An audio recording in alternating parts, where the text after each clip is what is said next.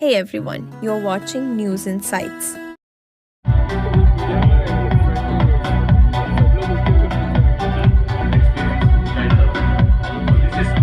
The people for the next 50 years and continue to grow and provide healthcare and happiness in the future. Thank you very much.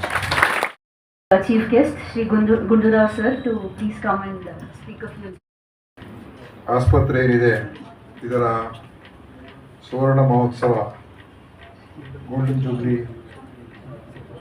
ಒಂದು ಸಮಾರಂಭದಲ್ಲಿ ಉಪಸ್ಥಿತರ್ತಕ್ಕಂಥ ಇಲ್ಲಿಯ ಈ ಆಸ್ಪತ್ರೆಯನ್ನು ನಡೆಸ್ತಾ ಇರ್ತಕ್ಕಂಥ doctor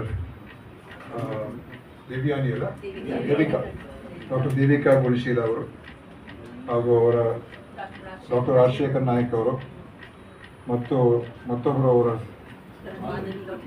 doctor Madhavi ಅವರು, ಶ್ರೀಮತಿ ಸುಲೋಚನಾ ಅವರ ಮಗಳು, ಅವರು ಕೂಡ ಡಾಕ್ಟರ್ ಆಗಿದ್ದಾರೆ.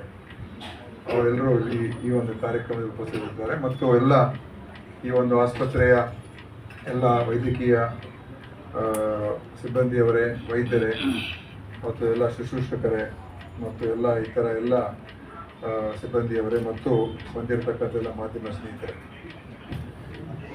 ಗುಣಶೀಲ ಒಂದು ನರ್ಸಿಂಗ್ ಹೋಮ್ ಅಂತ ಇತ್ತು, ಇವಾಗ it's called as Gunasheela own name. ನಾವೆಲ್ಲ ಚಿಕ್ಕ ವಯಸ್ಸಿನಿಂದನೇ ಹೆಸರನ್ನು ಕೇಳ್ತಾ ಇದ್ದೋ. ಯಾಕೆಂತ ಹೇಳಿದ್ರೆ ಆಗಿನ ಕಾಲದಲ್ಲಿ ಗುಣಶೀಲ ಮತ್ತು ಇನ್ನೊಂದು ಸೀತಾ ಭತೀಜ ಅಂತ ಒಂದಿತ್ತು. Both were popular and well known hospitals and nursing homes. So ಇದರ ಒಂದು 50 years ಸರ್ವಿಸ್ ಇವತ್ತು ಆಗಿರುವಂಥದ್ದು ಬಹಳ ಸಂತೋಷದ ವಿಷಯ. So I want to congratulate Gunasheela for their government service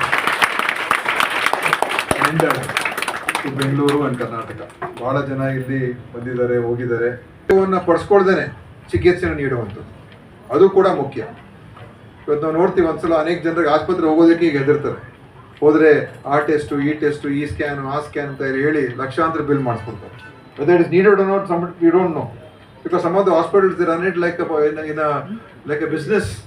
So many scans have to be done, so many MRIs have to be taken, so many tests have to be done. So ಆ ಥರದ ಒಂದು ಸಿಸ್ಟಮ್ನಲ್ಲಿ ಇವತ್ತಿನ ದಿವಸ ಆಗ್ತಾ ಇರುವಂಥದ್ದು ಆತಂಕಕಾರಿಯ ವಿಚಾರ ಆಗಿದೆ.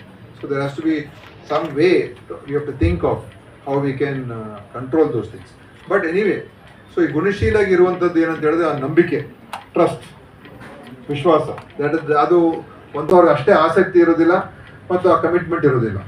ಆದರೆ ಇಲ್ಲಿ ನನಗೇನು ಖುಷಿ ಅಂತ ಹೇಳಿದ್ರೆ, I am very happy that the children and the daughter and the son-in-law have taken it forward, taking the legacy forward, and not only taking it forward but improving upon the founder's vision. Untiring efforts to get the whole event together. We also would like women, men, and also the field of surgery.